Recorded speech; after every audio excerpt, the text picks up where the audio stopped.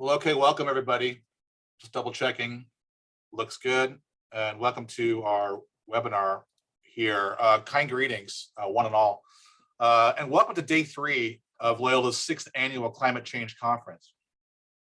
My name is Michael Murphy, and I direct the Hank Center here at Loyola University Chicago. And on behalf of university leadership, on behalf of Dean Nancy Tuckman from the School of Environmental Sustainability, with whom we've had the pleasure to work from the very beginning, and all of our friends there, and on behalf of the Hank family, whose generous endowment funds our many endeavors, I extend a warm Loyola greeting.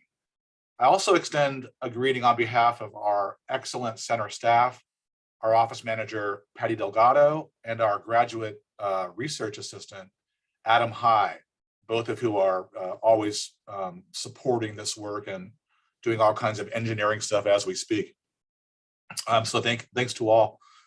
This conference is hosted by the School of Environmental Sustainability in collaboration with a broad community of partners, thinkers, legislators, advocates, and practitioners of climate health and indeed care of creation. This week and every week at Loyola, if we're honest, we address the intersection of climate change, human health, and justice.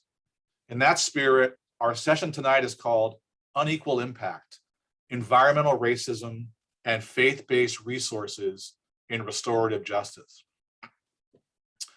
For it is self-evident that climate change and the need for restorative justice are deeply connected, from workers' rights to land use to pollutant loads in neighborhoods and in rural areas.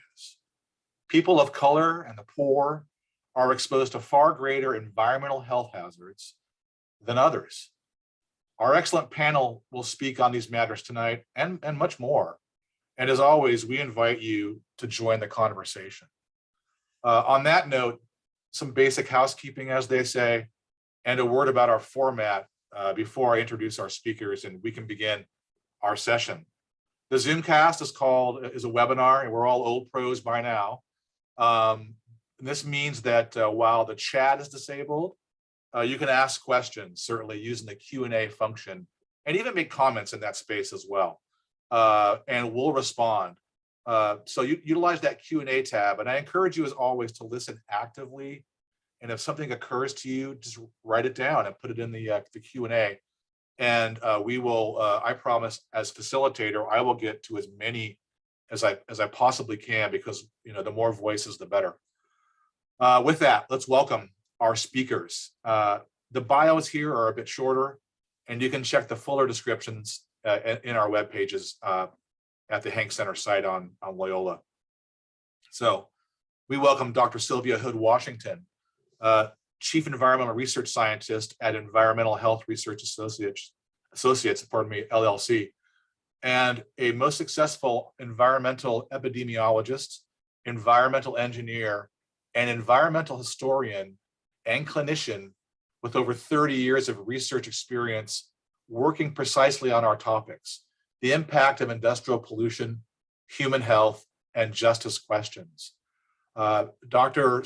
Sylvia, as she prefers to be called, which I think is great, successfully implemented Research Conservation and Recovery Act, RCRA, Clean Water Act, Clean Air Act, Superfund and National Environmental Policy Act, the NEPA, all these kinds of regulations for effluents and solid waste derived from power generation sources, spaces, and terrestrial systems for both private industry and NASA.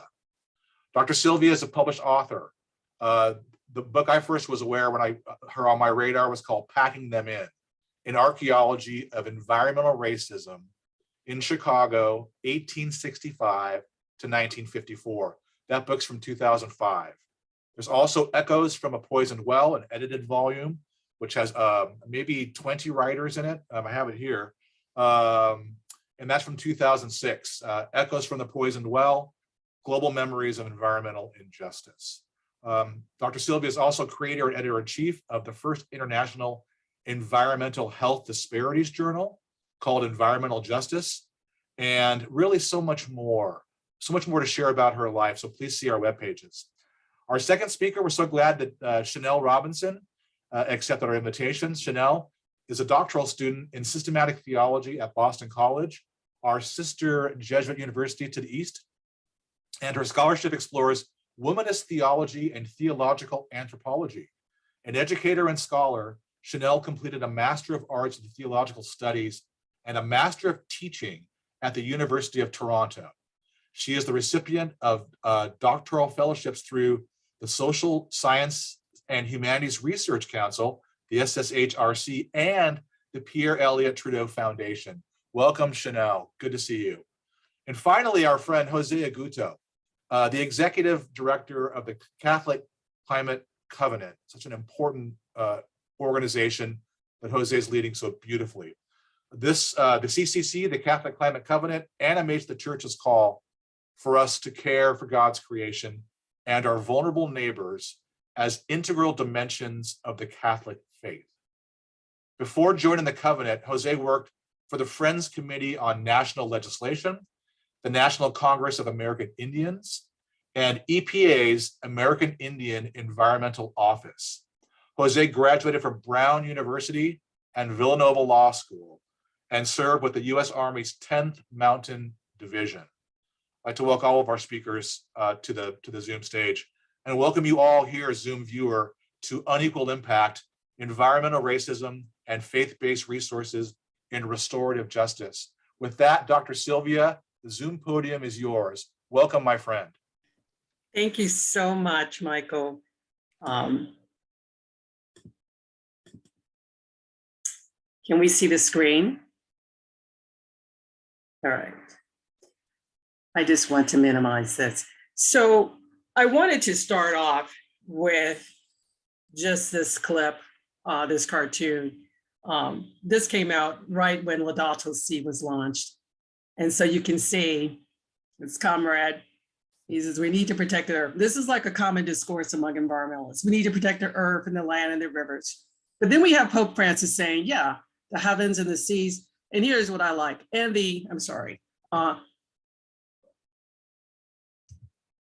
that just.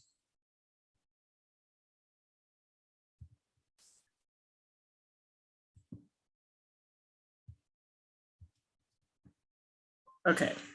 But he also says that we want to protect the unborn.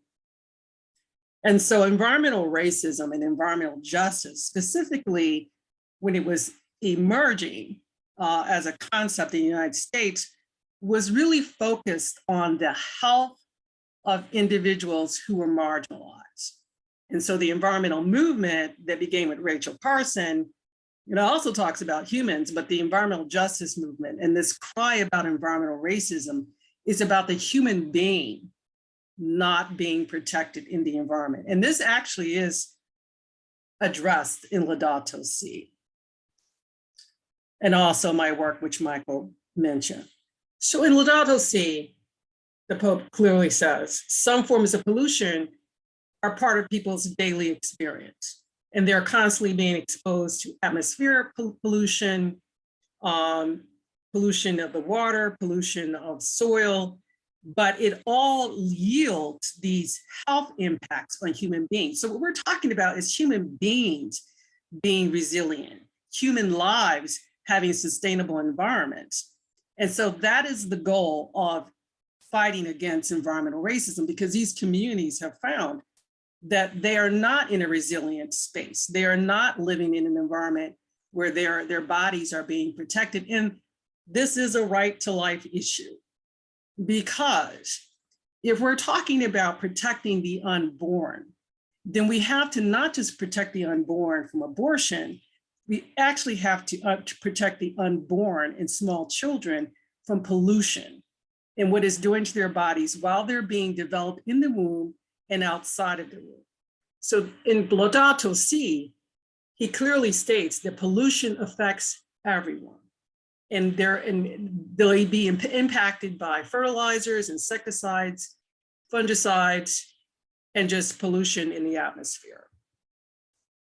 Just last week, a major study came out and said that redlining which started in the 1930s, has resulted in over 45 million Americans breathing dirtier air.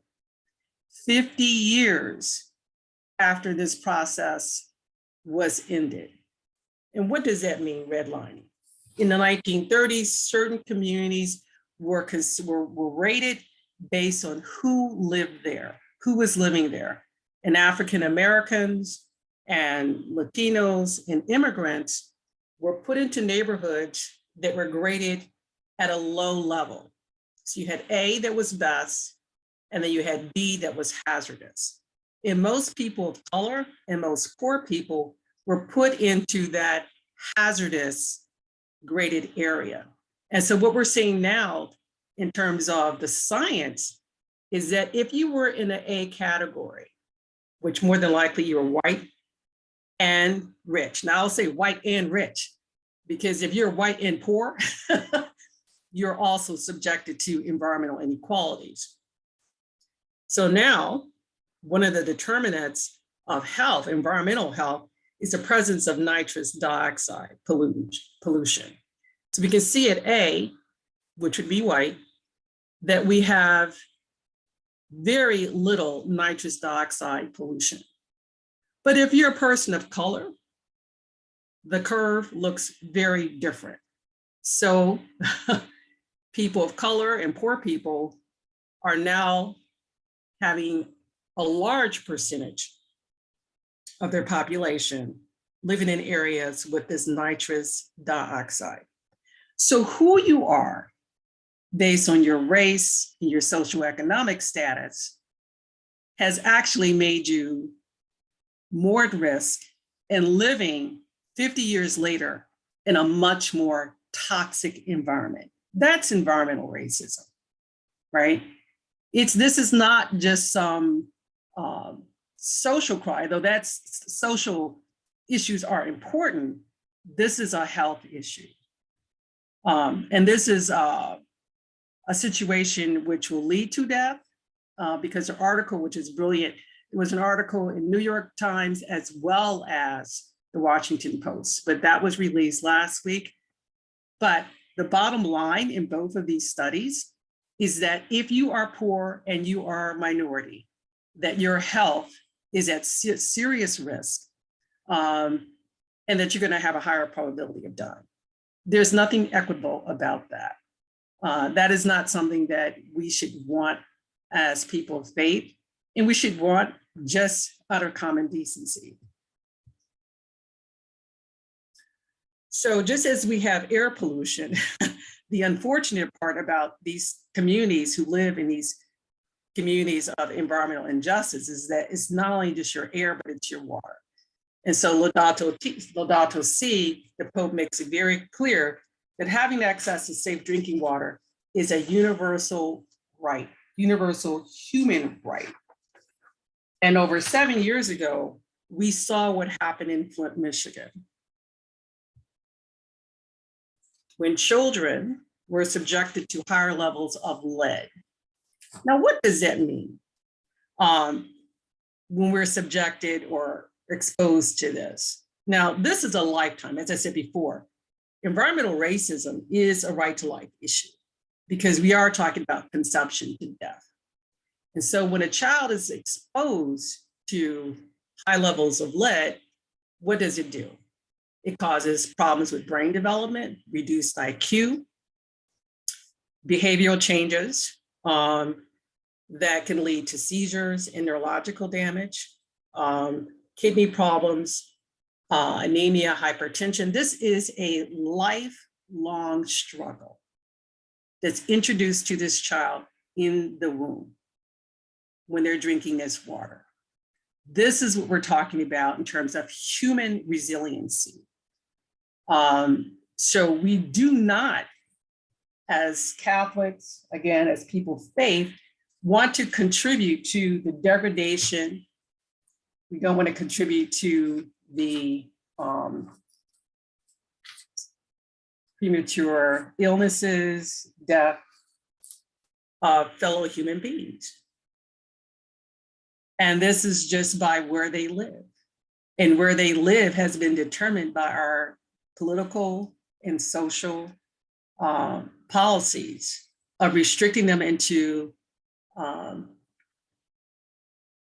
harmful environments. At the beginning of my slide, I showed the wolf of Gobi. I'm a secular Franciscan, and I love that story of the wolf of Gubbio, because in that story, St. Francis comes in, and the town is in battle with this wolf that they perceive as a very violent, destructive creature, until you understand that their encroachment of his space, his environment, has led to him being violent.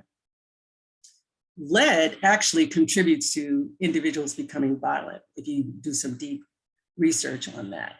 So here we have, like the wolf of Gubbio, people who are forced into these unsustainable spaces and not being able to live and to have a sustainable environment because of the choices that were made for them and about them.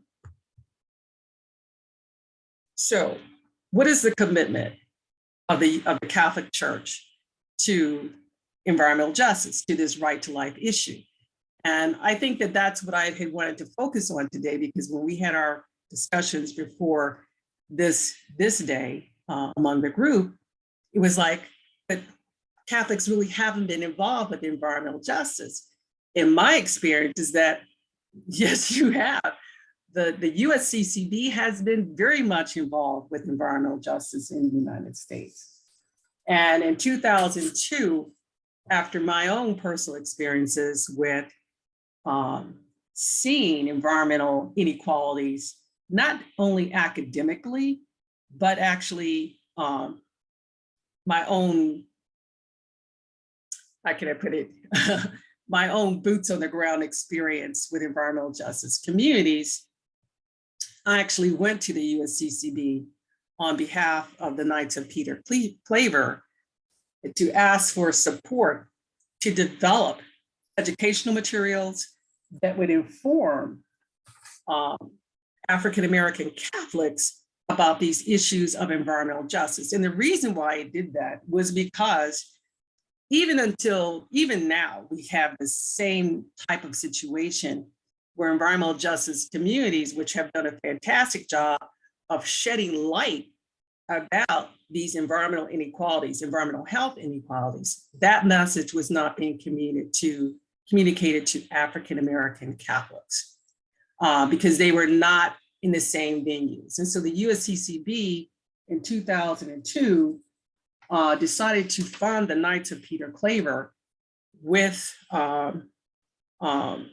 resources to actually communicate to that population what was environmental justice and why they should be concerned. At that time, the Knights of Peter Clavers were in 39 states with over 300 courts and councils for adults and over 100 junior branches for children between the ages of 8 and 18. I presented with the team this effort of making sure that environmental justice was understood by this population so that they could make choices about whether they should continue to be in their current environments, how to be proactive in those environments. The primary objective of the grant was to promote environmental justice and environmental health literacy in the Black Catholic urban populations, initially in the northeastern part of the United States, Region 5, which Chicago is included in. The modern environmental justice movement actually began around 1982. And again, that movement was about a disproportionate burden of environmental health costs from pollution sources. So let me just say this much about environmental justice when it was first articulated. They were talking about not just noxious smells, they were talking about spontaneous abortions, they were talking about higher rates of cancer, they were talking about a destruction of human life, a marginalization of those communities. And as I pointed in my previous slides, a destruction of fetuses children who are brain damaged, children who cannot function, will have learning disabilities and who become violent. So that was the original thrust. And I think that's still the thrust of these communities, that their bodies from conception to death have been marginalized. And so the USCCB, United States Conference of Catholic Bishops, through their Environmental Justice Office, heard our cry. They heard us. We presented to them in Washington, DC. And Walt Grazier, who is director of the USCCB's Environmental Justice Office, along with Roxana Barillas, who is the director of the USCCB's Catholic Coalition for Children and Safe and Environment, they met with us, talked to us between April 2002 and October 2002 to discuss this issue about environmental justice and to talk about it in the lens of a pro-life movement. And again, that grant emerged because of my research and my personal experience. And I'm gonna say this as well. So environmental justice to me, when I first encountered the concept, environmental racism, was something that I grew up with, right? So I'm not gonna tell you my age, but I will tell you this. I grew up in Ohio. And when I grew up, this was in the age of de facto segregation. Schools were segregated, communities were segregated. My mother was a civil, she was a very much a civic activist. And that cry about pollution being put in minority communities, that was just a repetitive and a consistent cry of community activists in the Black communities. And this was in a middle-class Black community. And they were still talking about polychlorinated biphenyls being dumped in their neighborhoods and unregulated. So after working with Grazier and Barillas at the USCCB, it was decided that they would give us a grant that would be focused on educating young people. We wanted to promote environmental justice literacy among young African-American Catholics between the ages of 15 to 21. And that is what we did. And we were fortunate to have the support of the Catholic Theological Union, Dr. Don's sister and Dr. Dawn Knopfler. We also worked with the Chicago History Society, Historical Society, and all of that led to the production of educational materials grounded in Catholic theology. Initially, we created a booklet that was disseminated, and then and 3,000 copies of that booklet was actually disseminated across the northern region of the United States. And the booklets were produced and disseminated by DePaul University. And they were also sent out to over 250 environmental NGOs and also to environmental agencies in both in Chicago and in the Illinois region. So we were then fortunate enough to get another grant for $50,000 in 2004, as well as $10,000. That was, we were awarded from the Illinois Humanities Council, and then $3,000 from the Vincentian Endowment Fund from DePaul. That last set of funding was to do a very important task of creating an environmental justice film to train our teams so that people would have a clear understanding in a visual way of what environmental justice was all about. Why dealing with environmental justice was fundamental to our faith. The destruction of the human body is not what we want to see as human beings, but especially as Catholics. There is a certain amount of conscious and unconscious efforts to ignore that this issue has been around for decades, I would say centuries. If you look at Echoes from the Poisoned Well, it's global. But I am so fortunate to be witness to the USCCB taking up this issue of environmental justice. That was 20 years ago that they committed to doing this. 20 years ago that they understood that environmental racism, environmental injustice was a right to life issue. And I'm thankful to Michael Murphy for inviting me and working with me. And he has a surprise for you at the end of this discussion to actually elucidate the fact that Catholics, Roman Catholics, and even though Pope Francis doesn't have every page dedicated to environmental justice, what he does say in Laudato Si is that the dignity of human beings is paramount, and that the destruction of the planet includes the destruction of human beings, and that discussion in Laudato Si, I took out a lot because I wanted to give Chanel and others an opportunity to talk about these issues. But our faith teaches us that the destruction of life from conception to death is not what we believe in. And our project with the USCCB is a testimony that they understood that the destruction of human life, not just from abortion, but the destruction of human life from the chemicals that we produce in our industrialized society, is leading to this destruction of human life. They recognized that, they funded that, and they wanted to educate people about that. And that was disseminated across the United States. That film was ultimately distributed across the United States. And this is where I would like to end and let Chanel begin her discussion today. Thank you so much.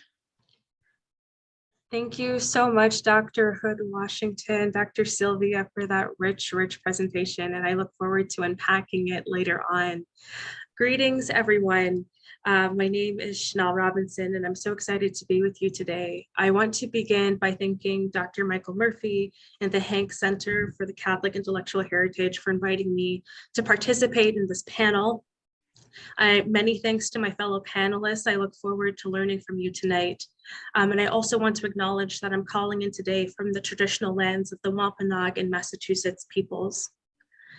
This evening, we meditate on the renewed possibilities in which we might enter as a church family and also as inhabitants of the earth.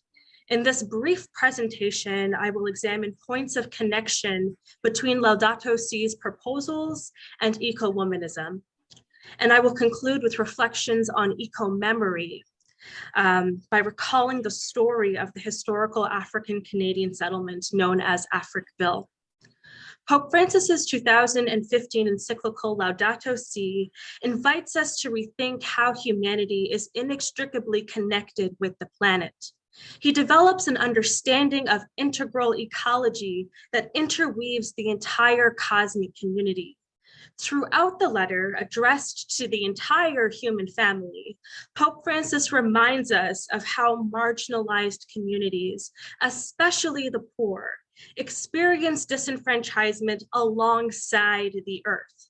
Francis details, quote, the intimate relationship between the poor and the fragility of the planet, the conviction that everything in the world is connected, unquote.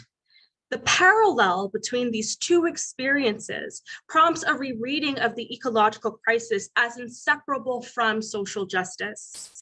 His use of the phrase the poor, however, might be nuanced through an engagement with theological traditions that attend to the complexity and interlocking facets of human identity. In particular, the project of eco-womanism might function as a generative site for reconsidering care for our earthly home with the needs of Black and Brown and Indigenous communities in mind. As a lens for analyzing the ecological crisis, eco-womanism is an interdisciplinary framework that gleans wisdom from Indigenous knowledge forms and uplifts the experiences of Black women and interrogates issues like environmental racism. According to African-American ethicist Melanie Harris, quote, methodologically, eco-womanist approaches use womanist, Black feminist, race, class, gender analysis that consistently looks through a lens that exposes tripartite oppressions imposed by systems of white supremacy and racial privilege that attempt to negate the lives, innate worth, value, and dignity of Black women and communities of color, unquote. Furthermore, Canadian scholar Ingrid Waldron notes that, quote, environmental racism, a subset of the larger environmental justice movement that originated in the United States, refers to environmental policies, practices, and directives that disproportionately disadvantage individuals, groups, or communities, intentionally or unintentionally, based on race or color, unquote. Issues of environmental racism must be considered theological problems. Eco-womanism combines the concerns of ecology, focusing on the entangled reality of the created order, and womanism, a term coined by Alice Walker in her 1983 text, In Search of Our Mother's Gardens. Eco-womanism roots itself in the lived experiences of women of African descent. It recognizes the intersectionality that shapes human life on this planet.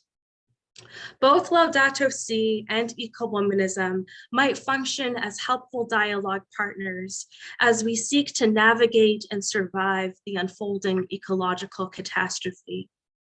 Both disclose the contours of what Harris describes as, quote, earth-honoring faith, unquote.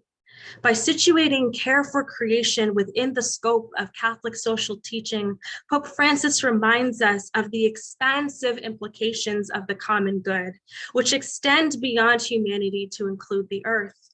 Furthermore, in paragraph 91, the Pope states that, quote, a sense of deep communion with the rest of nature cannot be real if our hearts lack tenderness, compassion, and concern for our fellow human beings. It is clearly inconsistent to combat trafficking in endangered species while remaining completely indifferent to human trafficking. I'm concerned about the poor or undertaking to destroy another human being deemed unwanted. This compromises the very meaning of our struggle for the sake of the environment. Everything is connected.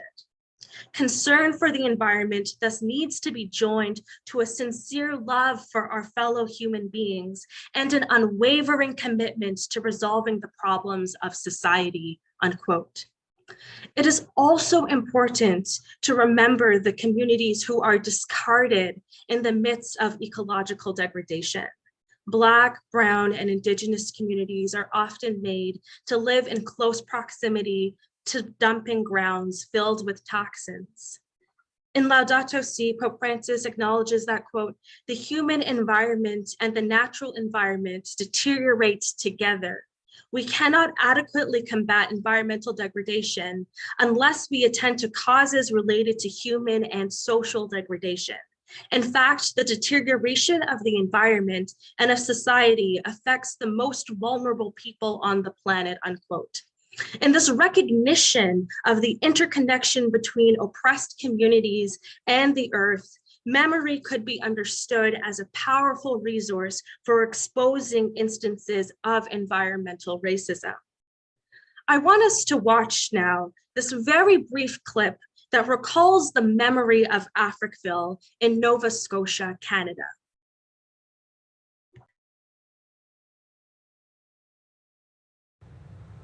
Where the pavement ended, Africville began.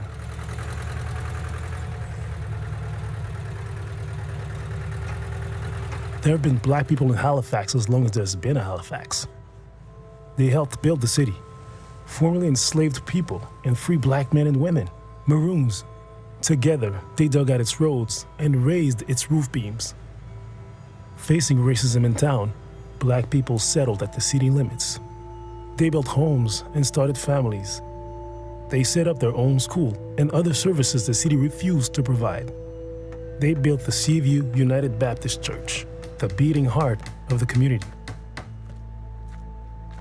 Despite paying city taxes, Africvillians had no running water, electricity, paved roads, or sewers. Instead, the city built factories, sewage pits, and a prison nearby, then labeled the village a slum. In 1962, Halifax City Council voted to demolish Africville, taking its valuable land for industrial development. The bulldozers arrived as Africville lay sleeping. By 1970, the neighborhood was destroyed, and its residents forcibly relocated to other Halifax neighborhoods. But Africville was home to the people who lived there, and they would not be forgotten.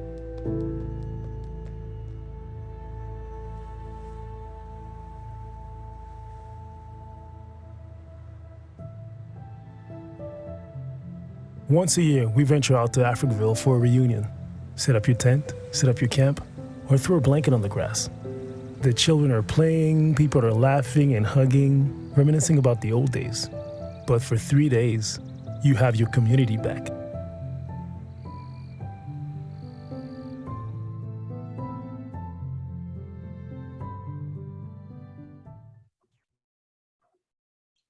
Eco-memories interrupt our collective apathy. They prompt us to reorder ourselves. Africville operates as a dangerous eco-memory. African Canadian communities who created life, raised families on the neglected periphery of Nova Scotia's shores were later expelled from this site. They were uprooted from a place that they called home. Exploitation of the land and violence against Black communities often happen concurrently.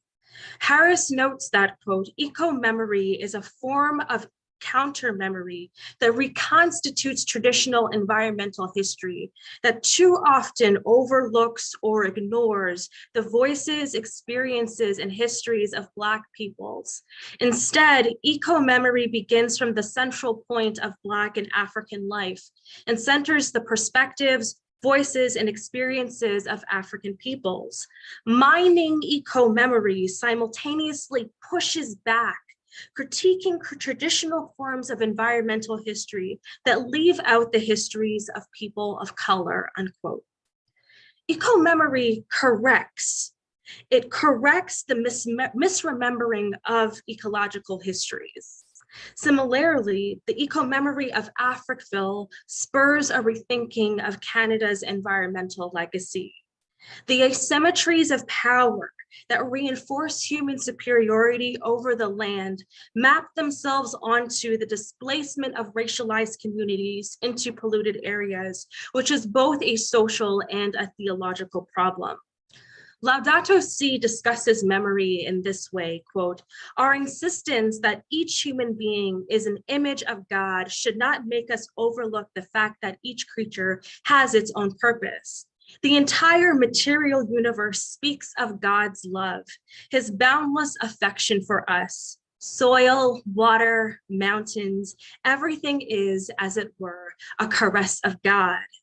The history of our friendship with God is always linked to particular places which take on an intensely personal meaning. We all remember places, and revisiting those memories does us much good, unquote. Memory can act as a place-based praxis. Memory is also a potent theological resource. For Catholic theologian Dr. M. Sean Copeland, quote, solidarity begins in an anamnesis which intentionally remembers and invokes the Black victims of history, martyrs for freedom. Solidarity affirms the interconnectedness of human beings and common creatureliness. Human beings are intrinsically, metaphysically, ineluctably connected, unquote. Memory counters radical individualism. Wholeness and solidarity also emerge from memory. Memory prompts the urgency to embrace people who experience oppression alongside the earth as kin. As we think through and pray through the ecological crisis, we must remember the communities who are often directly impacted. I want to close with the reading of a poem by a Nova Scotian poet named David Woods, and it's entitled The New Chapter for Africville. Sometimes in the flood of words, I return to the Black houses, tar paper shacks and solemn lives, walking the old stone road. Big town, southwestern, round the turn. Sacred spots on the map and new routes in my voyage of discovery. I fork through gray shale, blood pines, into the sooty landscape not yet mastered by my hands, climbing the steep hilltop to peer into the village life below, to see a yellow house opened like a womb, and Aunt Ruth still there, awaiting my return, to continue her tale of lives that swerve through the mist outside, or walk magically alongside the train tracks that since her death flood my pen like blood. Thank you. Josue Aguto, I invite you to share with us. Oh my gosh, Chanel, thank you for that moving testimony and that poem. And an absolute privilege to be on this panel, also with Dr. Sylvia. And thank you for your wisdom as well. And thank you, Michael, for the blessing of being here today. I will keep my remarks relatively brief. I have 3 points to make. First is to help amplify or supplement the comments that have been made with regard to environmental justice, and to help perhaps provide you with some pointers on how to speak with other Catholics and Christians who may not be familiar with care for creation and environmental justice. Second is to talk about some of the more recent efforts within the Catholic Church to address environmental justice. And thirdly, what you can do, what we can do to continue with this fight and this struggle. And I'm going to start first with the very basics of the foundations of our faith. Because as G.K. Chesterton said, the Christian ideal has not been tried and found wanting. It has been found difficult and left untried. And no more so today in all that we're doing in our world and all that is happening in our world do we need to step into this difficult yet largely untried Christian ideal. And what is that Christian ideal? And many of us know this, and many of us and all of us need to continue practicing it with ever greater fervor. And that is the greatest commandment: to love God with all of your heart, all of your soul, all of your strength, and to love your neighbor as yourself. And so when we think of God, we must also think of God as the creator, for he is mentioned as the creator in the first sentence of the Bible and the first sentence of the Nicene Creed, where he is the maker of heaven and earth, of all things visible and invisible. And so if he is the creator and he has created that which he has freely given to us, then ought not we love that? Ought not we do good and honor and steward that which he gave us and not impose dominion upon it? So to love God is to love creation. And Saint Pope John Paul II said, and this is Saint Pope John Paul II, and I'm not talking about Pope Francis at this time, he said that care for creation is an essential part of our faith. And he was the one who called for a global ecological conversion. So in many ways, Pope Francis is standing on the shoulders of those beautiful people who came before him. The second dimension of love your neighbor as yourself would then call racism a fundamental dereliction of that commandment. Because if you are treating another in a degrading way based on the color of their skin or based on their gender or any other way, then you are not loving your neighbor as yourself. And so racism is a fundamental contradiction to that call.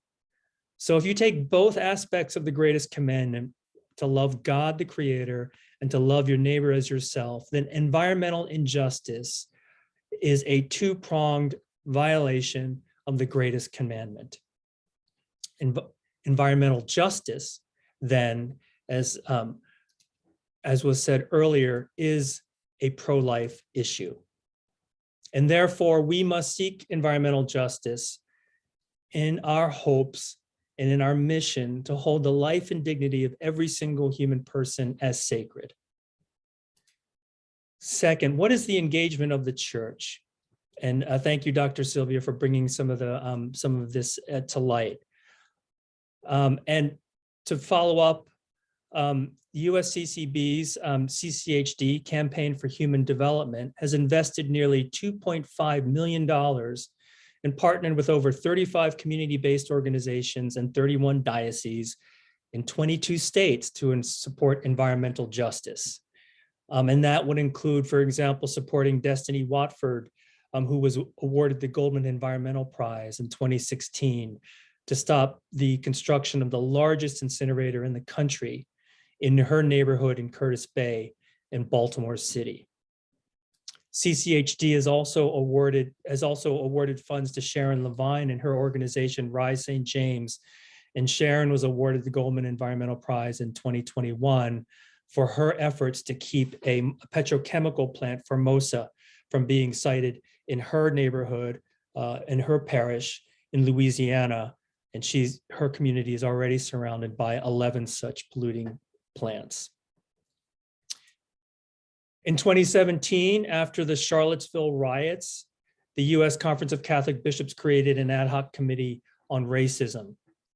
And then we're also seeing efforts within the dioceses of Stockton, Sacramento, St. Louis, and Joliet to engage actively in environmental justice issues. And the Diocese of Stockton has been doing so for many, many years, working particularly with the Hispanic community to prevent environmental justice and poisoning of their community. I would also mention, and I imagine there are other universities such as Loyola who are doing some work at Creighton University and their Schlegel Center for Service and Justice. They have been doing environmental justice tours, meeting with the residents in a people of color community in Northern Omaha, which has been subjected to contamination due to a coal-fired power plant. And they also then dialogue with the officials of this coal-fired power plant to figure out ways in which they can work better together. And we, the Covenant, at the Catholic Climate Covenant, we're blessed to work with Sharon Levine and Rise St. James, along with Sister Diane Fangay of the Congregation of St. Joseph, to figure out ways that we can advance their cause and to provide economic opportunities beyond the fossil fuel job opportunities that are currently available to the community so that we can envision a thriving, environmentally safe future for them. So what can we do and what can you do? And there are both individual and systemic things we can do. And we're seeing, especially with Dr. Sylvia's presentation, that these are systemic problems. And as St. John Paul II said, every effort to protect and improve our world entails profound changes in lifestyles, models of production and consumption, and the established structures of power which today govern societies. We will not be perfect in these efforts. All of us can be found wanting in our efforts to strive to uphold the greatest commandment. But if we are blessed to work together and we are blessed by the redemptive power of Christ to move forward, and if the needles of our moral compasses are pointed in the right direction, then we can go in a good way together. And so when it comes specifically to helping assist and accompany communities suffering from environmental justice, I would recommend, but also want to get a verification from my two colleagues, that you think about the Hamas principles, which were established in 1996 by the environmental justice community. And Hamas is spelled J-E-M-E-Z. And that is to allow the community leaders and the environmental justice communities to lead these efforts. We are to be accompanying and helping in the manner that they see fit. and to recognize that these are bottom-up efforts and that their needs are the ones that need to be prioritized. I would also recommend that you reach out to the leaders in your Catholic community, whether they be Catholic college presidents, whether they be bishops, whether they be your pastors, to reach out and see where some of the environmental justice is happening in your areas and figure out ways in which, again, that you can assist these communities. We absolutely need the power, the moral authority of the Catholic Church to step into this. And through this, our entire society can be transformed through our faith.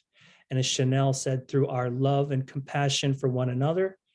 And so let us go forth in a good way. Thank you for this time. I'm clapping on behalf of the Zoom community, who I know has been nourished by these reflections. We have a good swath of time. We will engage each other. I would like to encourage our viewers to, if you have a question, go ahead and share it. I have many that I've been taking notes furiously, but I would like to invite our panelists to kind of engage each other in this next little phase. And just, what did you hear from your colleagues that moved you or is moving in you? So does anyone want to respond to that? Just what did you hear from, Dr. Sylvia or Chanel or Jose, depending on who you are, that really is moving your mind and your heart right now? Well, I would just say, Chanel, thank you for the history of Africville. Oh my gosh, the depth of the strength and the adversity and the coming through of it. It was just so moving. And to know that there have been many African-American and Afro-Canadian communities who have suffered in this way and yet have come out even stronger. So I just want to thank you for that witness.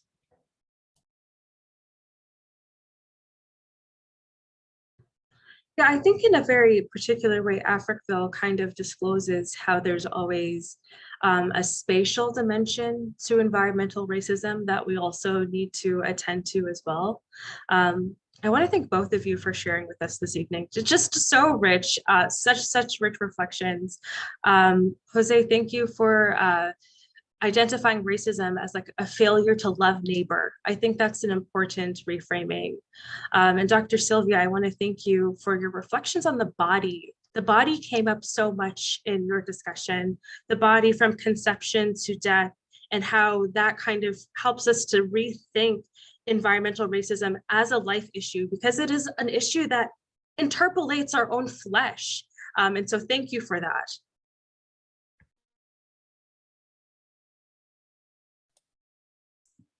So thank you both.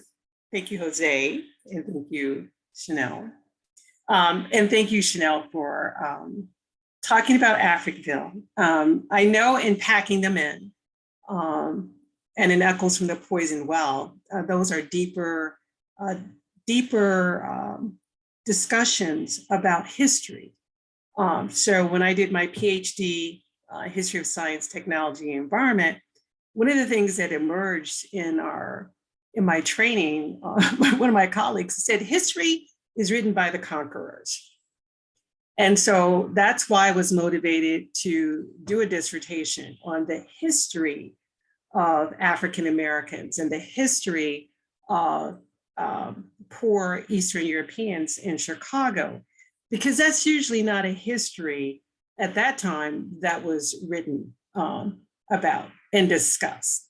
And then I follow up with another paper, another chapter in Michael Egan's book, Natural Protest, Ball of Confusion.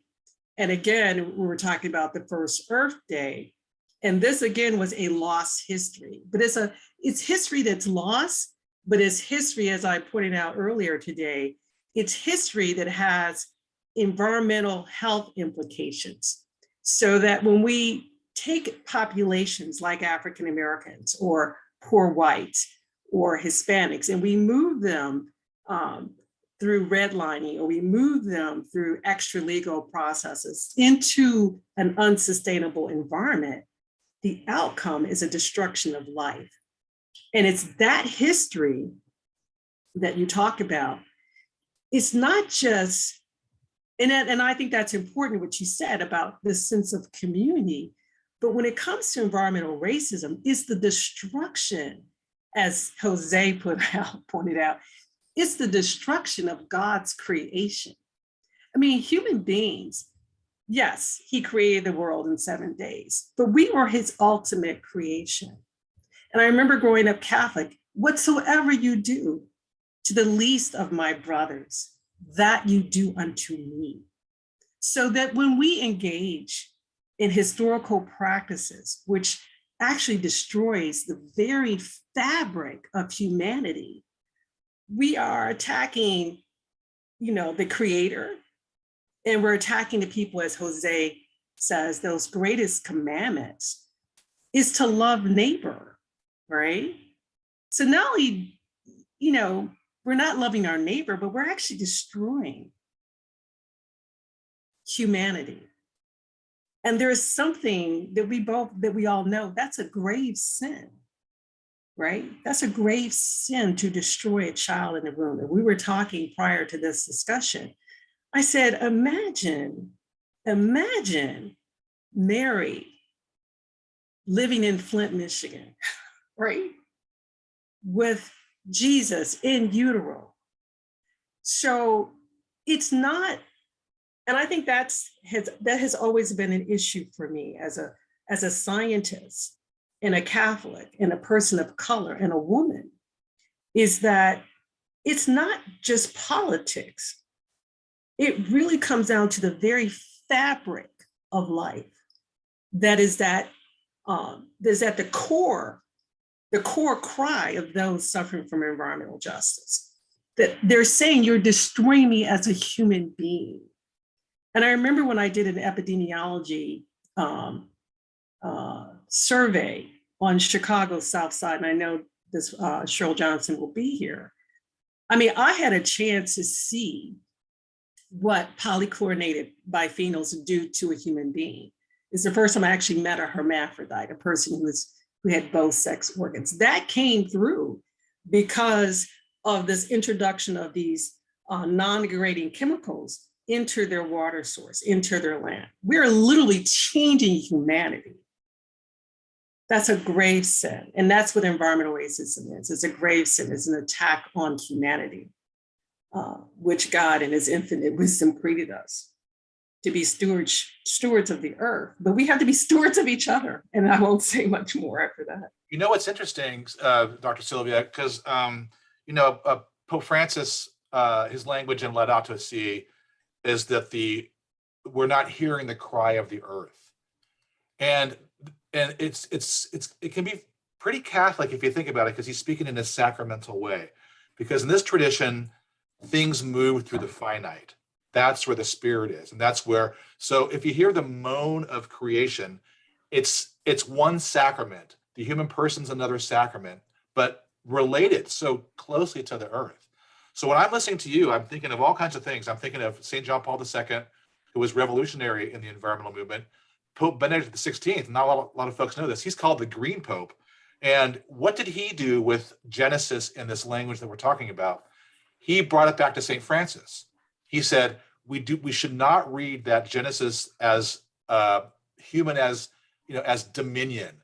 So the stewardship is interesting, right? It's important, but he wants a more relational approach and a siblinghood like St. Francis articulates, a siblinghood of creation.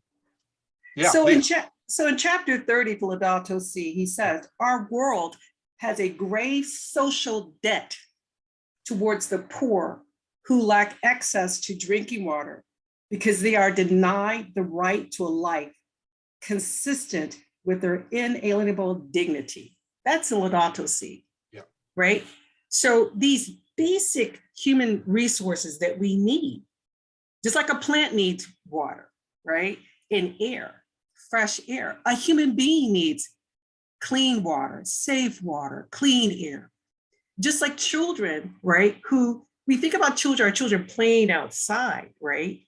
So if you go outside in an urban environment where they ran through transportation highways, through these minorities in poor areas. I did a study for a law firm, and we found that the lead was not in the was not in the paint. The lead was not in the house in its highest proportion. The lead was in the soil where children played and were putting their hands to their mouth and consuming lead. Totally innocent, right? They had nothing to do. Talk about history. Those children did not ask for a historical marginalized space, right? That was created because the very forces that allowed redlining also were the very forces that allow industrialization in those neighborhoods, the creation of these transportation networks. So this memory, this history can't be decoupled to the current status of environmental health degradation, right? So let me just say this much in terms of environmental genomics. So not only do we destroy the body, right, at this moment in time, this one snapshot in time, not only are we destroying the body at that moment, we're actually destroying the body for generations.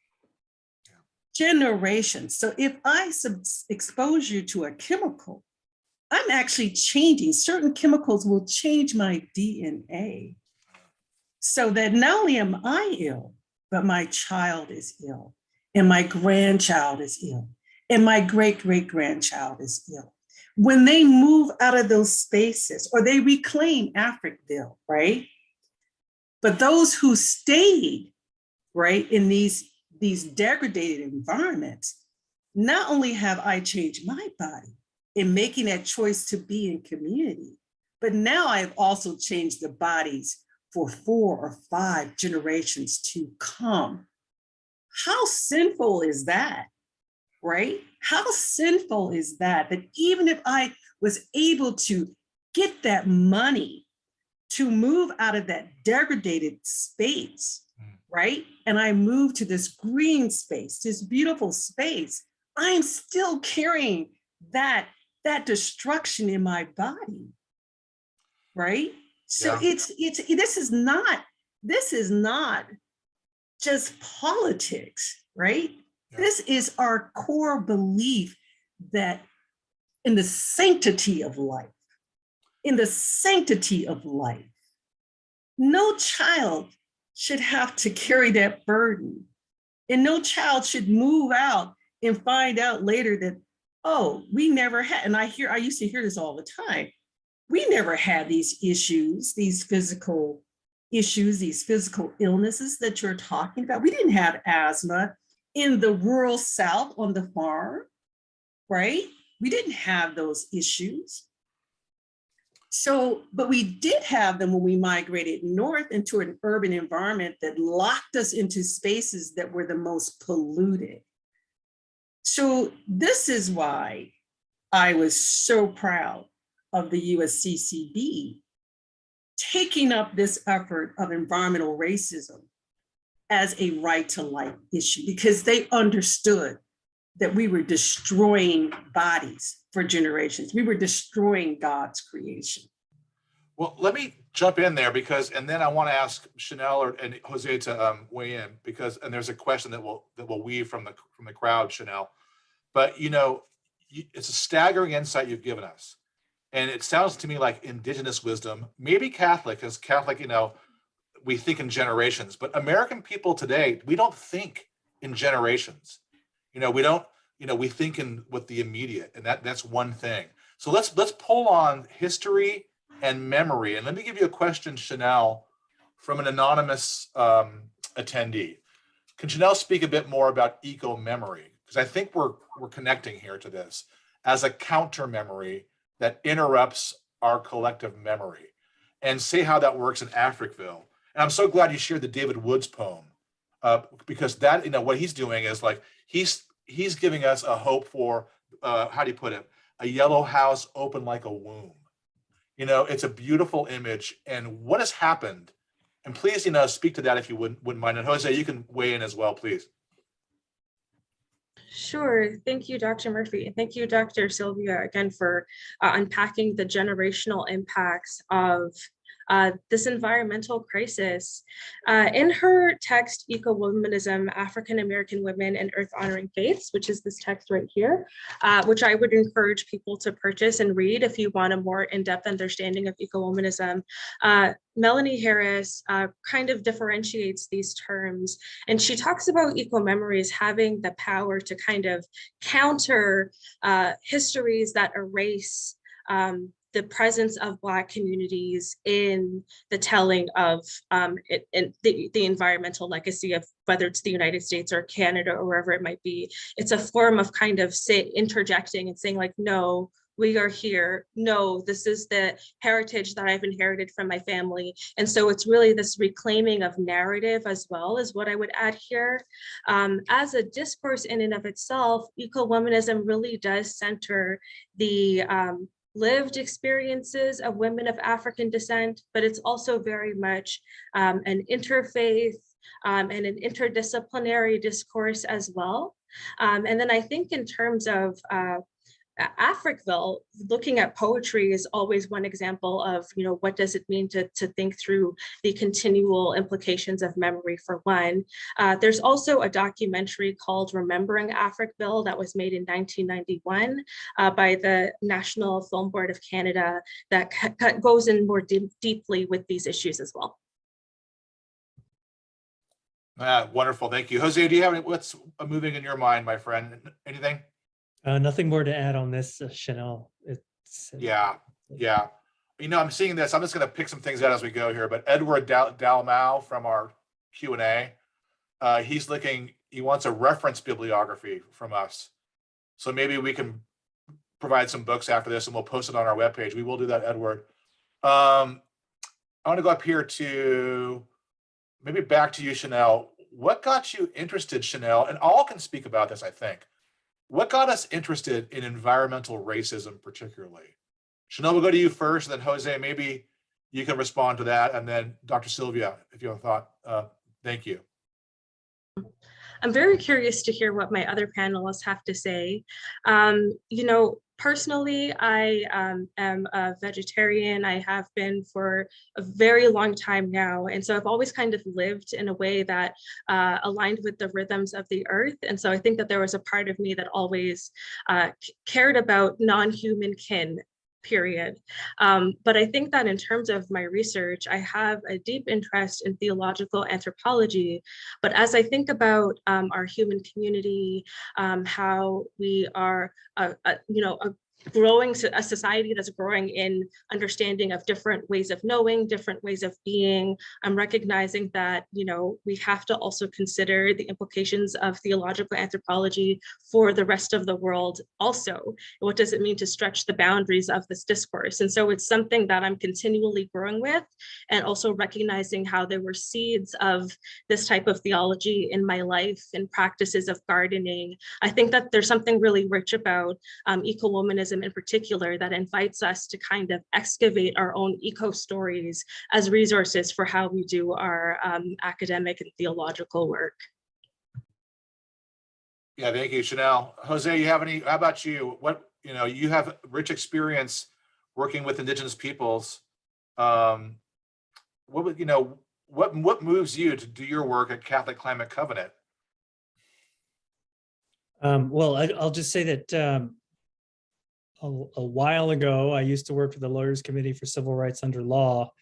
And, we were picking up on the momentum from the United Church of Christ report with regard to environmental racism back in the late 80s. And that led to further exploration of environmental justice across the board, including with Native American tribes.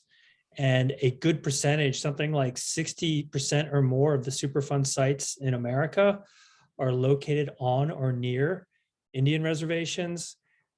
So the depth of the crisis, of the contamination, whether it be African American, Hispanic, or Native American communities or Native American tribal governments, is extraordinary. It is extraordinary. So, it has always been either a passion of mine or something I've always been keeping a tabs on. And, based on, what I said earlier and what we've all said earlier with regard to this being a fundamental Christian obligation, we at the Catholic Climate Covenant want to step more into it now, and we're really blessed to work with Sharon Levine of Rise St. James in one of the most pivotal issues right now in the environmental justice community. So if we can help change the dynamic there, then perhaps that will be a precedential, earth-shaking transformational change on this issue. Yeah, thank you. Dr. Sylvia, what do you think? Oh, you're on mute. Restate the question, please. I was answering questions in the chat. Oh, yeah. Well, what got you interested in environmental racism? I mean, really, you've written on it, but do you remember what first moved you to that? Was it your upbringing in Ohio? Was it something that happened? When did the kind of light go on for you? So the light sort of went on for me. I was in the middle of my PhD, and I was teaching. I was a professor, a STEM professor, and a student brought it to my attention because I was talking about the environment and just understanding about toxicity, because I knew as an environmental engineer that all environmental regulations was coming out of a need to protect public health. A lot of people she's like, what? I says, environmental legislation was due to public health. So a student brought it to my attention. He said, well, have you heard about environmental racism? And so I looked deeper, and I literally switched my PhD topic for my dissertation. A student introduced me to it. And I was a little shocked at the phraseology of environmental racism, because it was something that had been happening, and my parents had discussed it because they came from farming communities of the Deep South. They were constantly complaining about environmental pollution in their neighborhoods. So there was just a given that if you were living in a Black community, you were going to have a higher probability of waste being put in your backyard. So my student, he brought it to my attention, is like, okay, but that's a known fact. So what are we talking about? And that's how I got into it, because it really is part of the memory of, and I think echoes in the Poison Well. I have a chapter in that edited collection called Wading in the Water. And then that one I talk about how African-American communities, even though they pay taxes to have water infrastructure, they never received it. They never received sewage infrastructure or flooding infrastructure. And I think that led to my getting a National Science Foundation grant called Engineering Infrastructures and Environmental Health Disparities by NSF, and tracking that, because it was just a given that you were not going to have the same environmental resources in environmental protection. This gets to a question that's came in. So the question is an anonymous attendee who asked, please explain the inclusion of restorative justice in the title of the session. So we've diagnosed, we've put a light on years of inequality and unequal impact. What tools of restorative justice can we put into play for, the Superfund, onslaught to Native American reservations, to the disproportionate amount of housing in industrialized zones and cities? What restorative justice can we do? How do you think about that question? I need to stop talking. I want the others to talk. It takes a second to land because it's a big question, but and we can sit with it for a second, but what moves in you when you hear that question about restorative justice, which is a particular kind of justice? Well, I'll be frank. It's nearly overwhelming. It's multidimensional in its manifestation. From the individual acts of racism to, for example, some of the environmental justice issues that I've been a part of. I'm not going to name communities, but there are some familiar patterns here. And the patterns are, you've got local governmental officials who are supportive of a polluting industry because they've been dependent upon it. You've got the state also supportive of it. You've got their congressional legislators supportive of it. You've got billions of dollars in so-called incentives coming from, you know, these polluting industries. It's just pile upon pile of adverse influences of money and political influence. So when we're talking about restorative justice, it is trying to unpeel every single one of those. But again, to go back to the source, it is to start with that community and working with them to do that unpeeling. So yeah, it's huge. Thank you, Jose. Chanel, did you have a thought on that? Yes, very briefly, I think I would say that it's a question that deserves a lot of unpacking, as Jose mentioned. Immediately what came to mind was the place for apologies. You know, in 2010, the municipality of Halifax apologized to the residents and descendants of Africville. But I think, you know, as important as apologies are, we should always recognize that they don't necessarily fix intergenerational pain and trauma. And so sitting with that. Let me interject, and then maybe Sylvia, you can come back in, because it seems like such a natural fit for the Catholic Church, to be blunt, and Christianity to react to this care of the earth in profound ways and to care profoundly for creation. You know, this is a faith and reason tradition after all. And the reason part is that, you know, all these climate deniers, like, you know, we've been well out the door there. It's irrefutable that we are in climate catastrophe for very real scientific reasons. But it's also a faith tradition, right? That, you know, that can bring tools to it. But yet it seems like, and there's a question from here in the Q&A, everybody, how come the USCCB is not doing anything about racism in terms of the synod, right?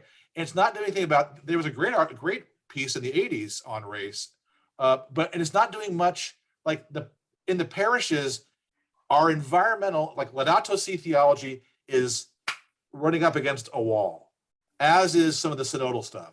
So what is going on here? It's a perfect fit. We love St. Francis, but why can't we do what's right in front of us? Are we paralyzed? Are we in denial? What's going on here? How do you think about that?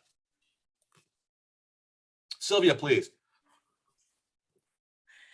I think restorative justice, one of the things that happened this year was the Build Back Better plan under Joe Biden, and this replacement of lead piped, right? How do we get communities back to health? And I think we need these engineering solutions, and I am an engineer. That's the scientific side of it, to move people away from, like, there was like incredible community efforts to bring fresh water to the Flint, Michigan community. But we need to, I think, and I guess I am a scientist, I admit to that, and a historian, we need to stop the continuing degradation of the human body. And we do that by implementing engineering solutions, implementing environmental education, which is what we try to do with the Claver Grant. We try to inform people, right, about what was happening to their bodies. And if people don't know, they can't make decisions. They can't be restored to health. I think there are some really concrete steps we need to do to protect God's creation.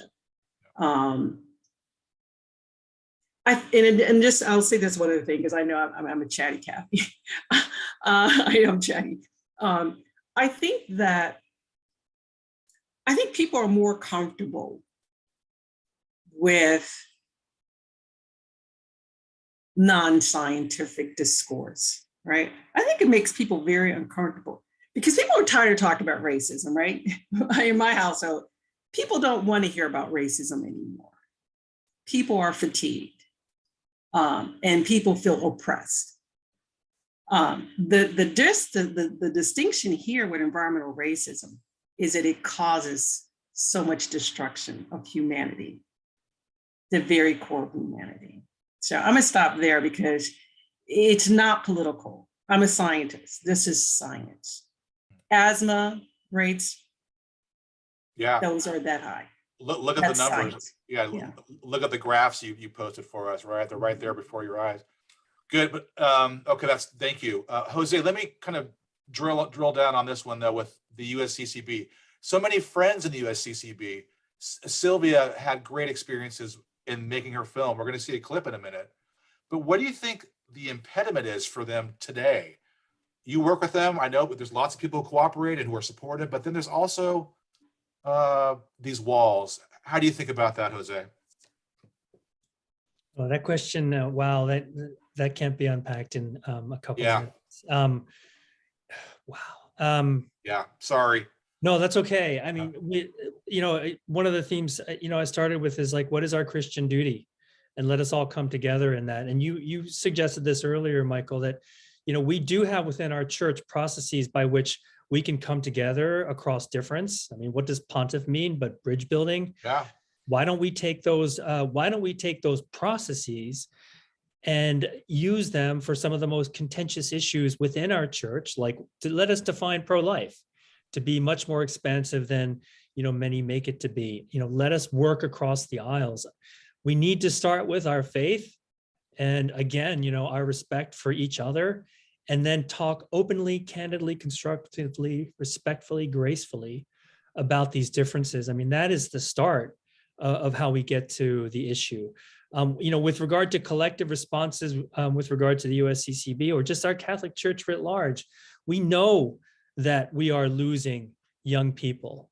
We also know that young people care deeply about creation and climate change. And if we as a church are not going to address these in a forthright way, we're going to continue to hemorrhage membership. So if we want to be relevant, then we need to be working on these issues.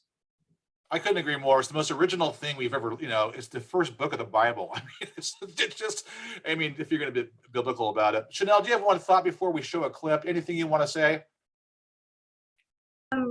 No, just that I am so grateful for Laudato Si for really opening up this conversation that bridges a multidisciplinary conversation with the church and the sciences and the world and folks of other faiths. Yeah, thank you. I agree. There were some questions that were answered, I think, by our staff, but I do want to just read everything's been cleared on my screen. So I see one more. I just want to read it out loud. This is just, let's not respond, but let it sink into our hearts. We are talking about environmental racism, but this is a byproduct. This is from an anonymous attendee, by the way. This is a byproduct of, quote, systemic racism and white supremacy. So perhaps it's important to recall that, right? We had the Jesuits admit that they had enslaved people. Let me add in, sorry, I'll editorialize. And now are trying to provide some reparations. Are there environmental sins that religious communities need to apologize for? Does the institutional church employ environmentally sustainable practices? That is a great question, and you're going to find a mixed bag. I think it's a good link, though, because now we're going to see a clip, and you'll see a connection. This is the St. Peter Claver funded film Dr. Sylvia Hood Washington and others made right about 16, 17 years ago. It's called Struggles for Environmental Justice and Health in Chicago, African American and Catholic Perspectives. Ahead of its time. Let me show you about 3.5 minutes, then we'll conclude a little bit with some reflection. So here we go. I'm going to share my screen. I'm going to push my buttons, and I'm going to do that. And then I'm going to do this.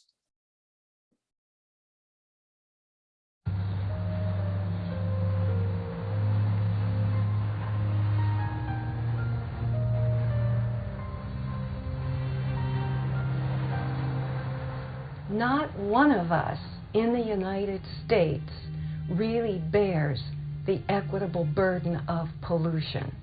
We dump our waste in areas where the poor can't refuse it. Right now on the south side of Chicago, there's so many incinerators and so many waste facilities that the American Public Health Association says no more should be built, but they continue to be built. Garbage is trucked in from all over eastern United States to the south side of Chicago.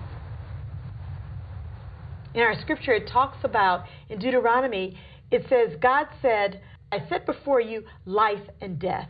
Choose life so that you and your descendants may live. How can you choose life when all around you there are barriers stopping you from doing that? How can you do that when you're not maybe not allowed to go in particular areas? Or when industry may say, well, this area has a group of people that really does not have a lot of money, that really is worrying more about their day-to-day survival. So they're not going to be worried about the fact that we're putting an industry here that may be a dumping place, because they want to get a job. Well before the modern environmental movement, plant managers and owners always knew that they should live upwind and upstream of their plants. In contrast, one of the things that happens to working class people whose jobs depend on local industries is that they tend to live next to those industries, usually because of the cost of housing and the difficulty of transportation. And so they're really stuck between their livelihood and their lives.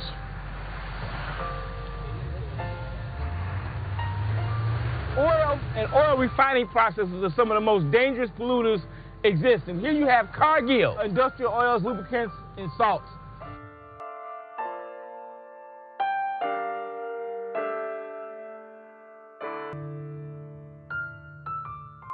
We learned that our community area should have never been a residential area from the beginning because it was located in an industrial zone. Okay, this is Allgale Gardens. This is where I've been living all my life. Over 40 years, I've been living in this community. Make a left. Allgale Gardens is located in a part of Chicago that's south of the historic Pullman factory town. In the late 1800s, they piped all of their industrial effluent to a remote location, and then in the early part of the 1900s, other industries came and used this property in a similar way. Everyone knows about the historical contamination in Allgale. We have 50 documented landfills, 4 that's currently in operation today. We have one of the county's largest sewage treatment operations. That means everything that comes out of our residential, commercial, industrial, raw sewage is laid out in our communities to be processed. We have chemical companies, we have Ford Motor Company, we have different type of manufacturing companies.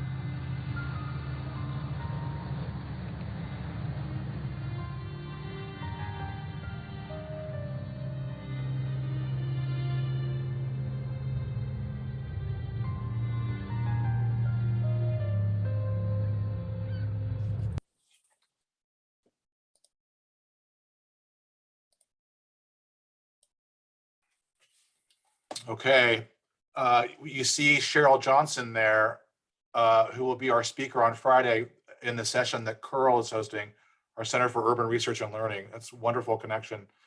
Panel, we're moving toward the end here. An amazingly prophetic film that really distills what's happening. What do you think seeing this film? I'll start with you, Chanel, just a kind of a short reaction as we move to close. I wish I could see the whole film. I think it just offers this insight into lived experiences on the ground. What struck me was the line that said, we should have never been like zoned as a residential area. And just kind of thinking with that landscape is something that I'm going to take away. Thank you, Chanel. Jose, how about you? It's exceptionally sobering to know that this is still going on there and across the country and the world. Yeah, I agree. People are asking about this. So Dr. Sylvia and I, you can get this film in the library. It's still out there, but we're trying to bring it back into circulation. So I moved it over to digital, and we got to see about copyrights, but I want to put it on our webpage. So if you're wondering, I got to make sure it's okay with everybody. So Dr. Sylvia will talk about that, but we need to have this film back in circulation. How do you feel about it, Dr. Sylvia? looking at that clip again after, some time, I would imagine. I'm just glad that you invited me to be your speaker and that we connected and that you're making this effort to get this back in circulation. I don't think anything has dramatically changed. And maybe this is a point in time that we can be more proactive. I think it's still, I was on the Environmental Justice Commission for the state of Illinois and the Illinois EPA Environmental Justice Chair for almost 15 years. And really not much has changed. Wow. I don't know. I really discern. I've been praying a lot on this because of the pandemic, that we could listen and be taught, that this time might teach us something. I'm glad, Chanel, you read a poem. If you've watched our Hank Center events before, I like to always include a poem.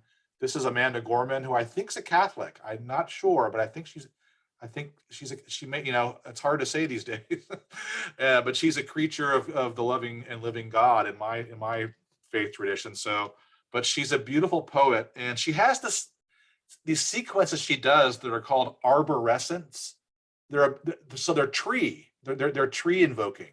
So here's a poem to close, and then I'll thank you all. So this one's called Arborescent 3, or Elpis. And she says that, and the poet writes, and the poet speaks this: let us rephrase, for we'll say it right this time. And isn't that what endings are for? We do not hope for no reason. Hope is the reason for itself. We don't care for our beloveds for any specific singular logic, but rather for the whole of them. That is to say, love is justified by loving. Like you, we are haunted and human. You, like us, are haunted and healing. What we feel to be true can only be understood by what it does to the body. The same as trees. We too are shaped by how we twist toward all that shoots us through with sun. We truly are growing up and out of this hurt if we'd rather char than chain this love. Our only word for this is change. Amen. I wish blessings on. I want to thank our panel. I want to thank you, Dr. Sylvia. Thank you, Dr. Jose Guto, counselor. Thank you, future Dr. Chanel. And thank you all viewers for being here. Thanks for all the questions. And we're going to get this film up, but I wish you a pleasant good night, and thanks for tuning in to our session. And please continue to watch and join the Climate Change Conference, such an important conference. Want to thank Dr. Nancy Tuckman and her team, and I wish you a pleasant good night, one and all.